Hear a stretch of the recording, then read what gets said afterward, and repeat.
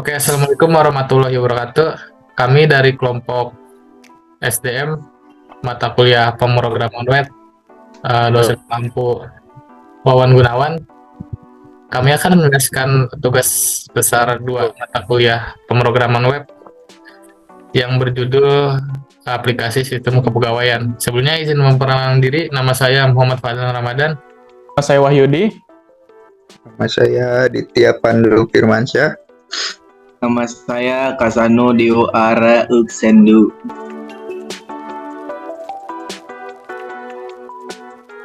Oke, selanjutnya kami akan menuliskan mulai dari indeksnya dulu. Kita langsung ke file indeksnya. Yang pertama kita ngebuat function PHP-nya.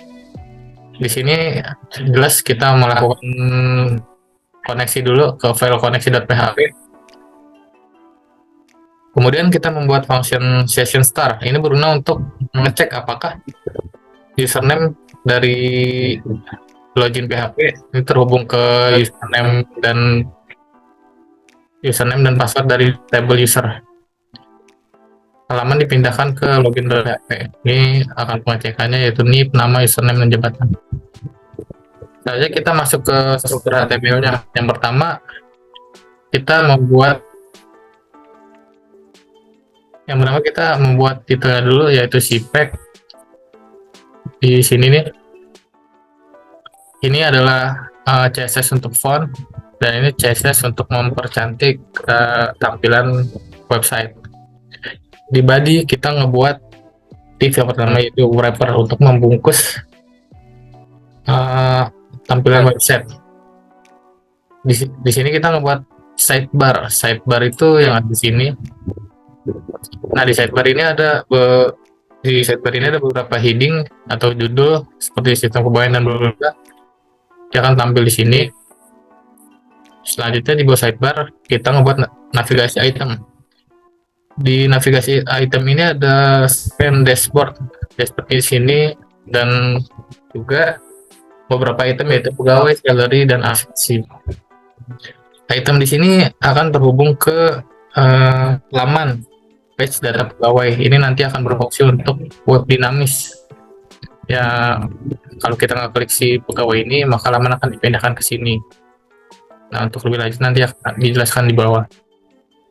Setelah sidebar, di sini kita juga membuat top bar. Di top bar ini ada beberapa item, jadi tidak perlu dijelaskan. Ada navigasi item. Di sini ada function cetak variabel data nama. Data nama ini yang bila kita login, maka nama dari si user ini akan tampil di sini. Di sini contohnya. Nah, selanjutnya setelah data nama ada item logout. Item logout ini terhubung ke file logout.php. Ya, berguna untuk berpindah akun kita ngelogout di sini. Selanjutnya, setelah top bar ada text content. Di text content ini kita ngebuat heading juga, yaitu selamat datang di sini nih. Dan juga judul yaitu judul dinamis, web dinamisnya data pegawai, salary, dan data absensi ada di sini. Nah, di bawah itu kita ngebuat function PHP untuk pindah laman menggunakan multi platform.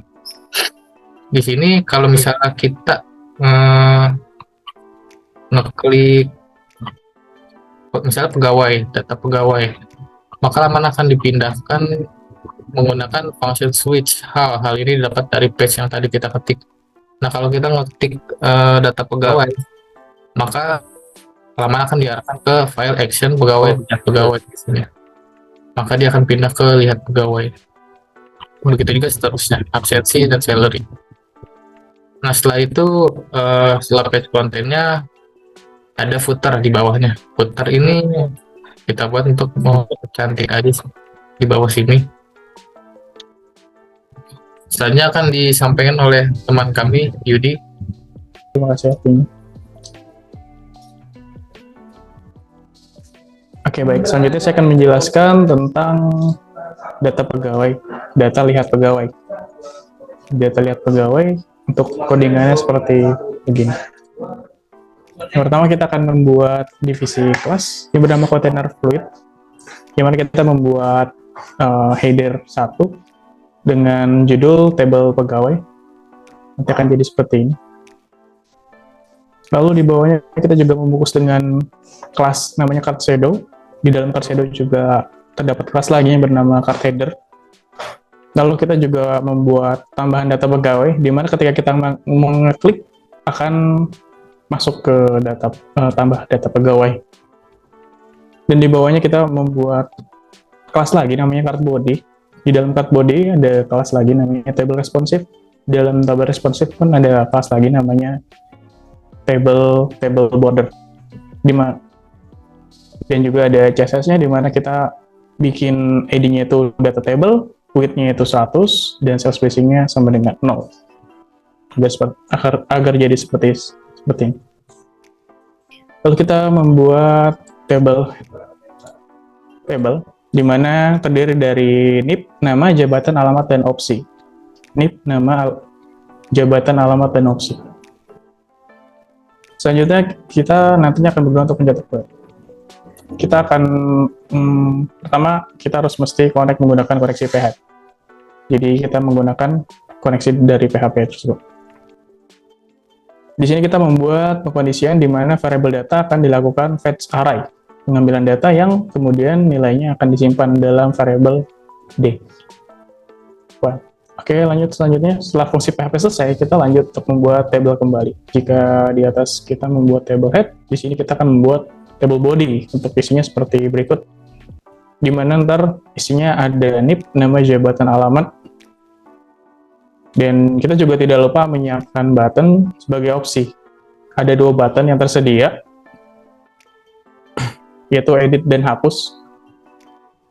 Di mana nantinya button tersebut button edit akan ngarah ke table edit pegawai, dan button hapus akan mengarah ke button hapus. Oke, sekian.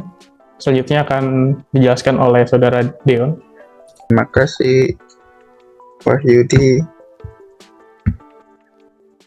Ini saya akan menjelaskan tambah pegawai yang sudah dijelaskan dari Wahyudi tadi. Kita bisa dilihat pegawai ada namanya tambah data pegawai. Seperti ini. Jika kita klik akan seperti ini.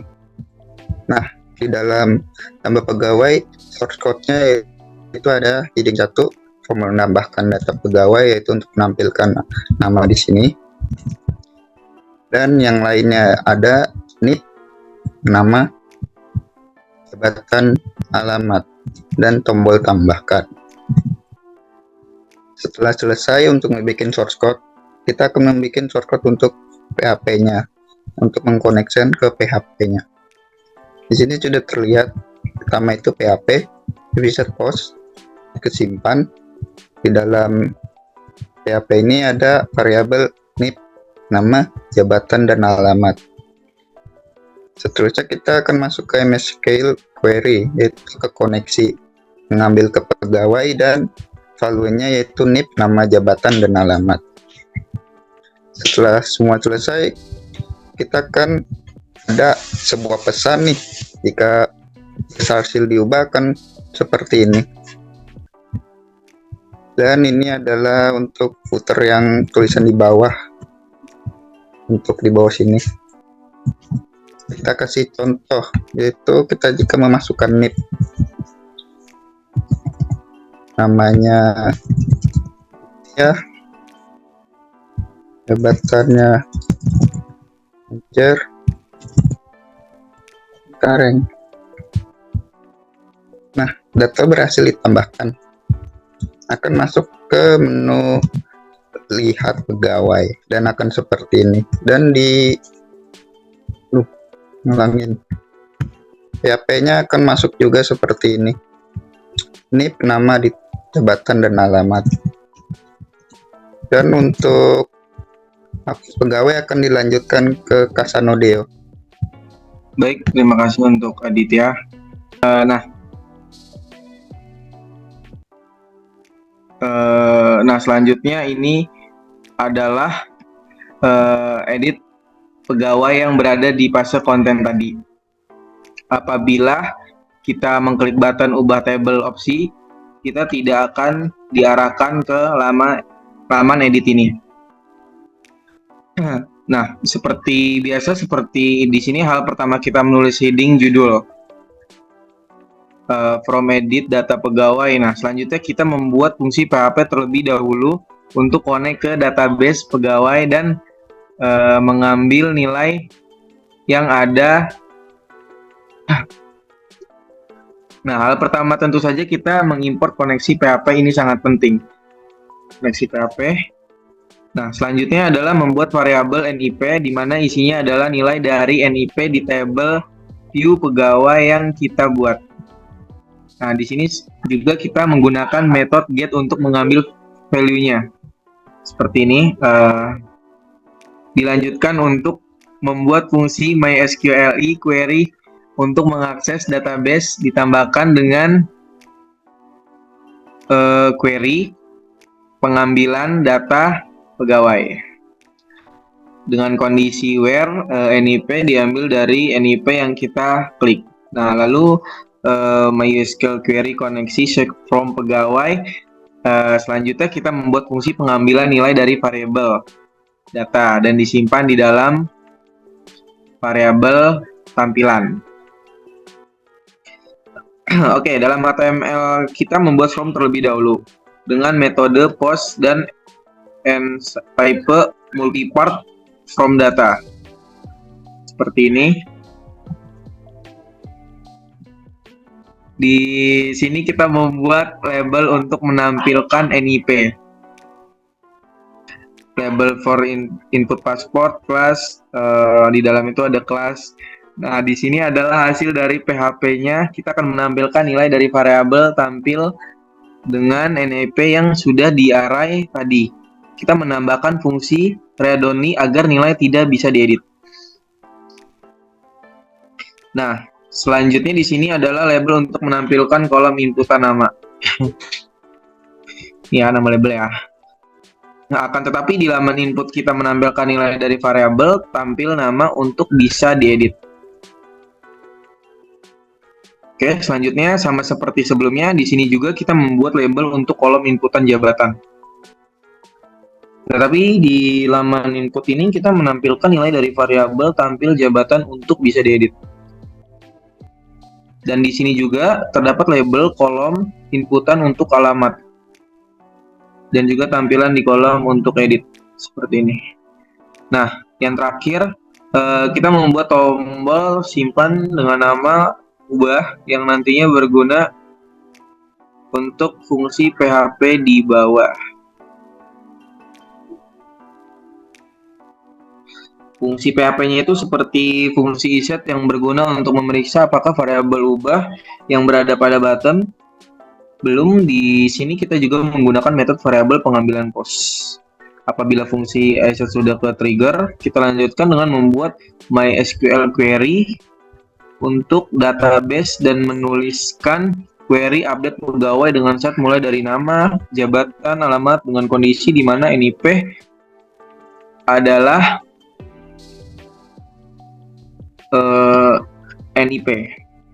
Selanjutnya kita membuat script alert yang apabila fungsi update sudah jalan maka akan menampilkan peringatan bahwa data sudah berhasil diubah dan laman akan diarahkan ke view pegawai. Baik, untuk selanjutnya akan dijelaskan oleh Adlan. Baik, terima kasih Deon. Selanjutnya adalah fungsi delete. Nah, di fungsi delete ini nggak banyak seperti yang di file-file sebelumnya. Di sini kami hanya membuat fungsi PHP.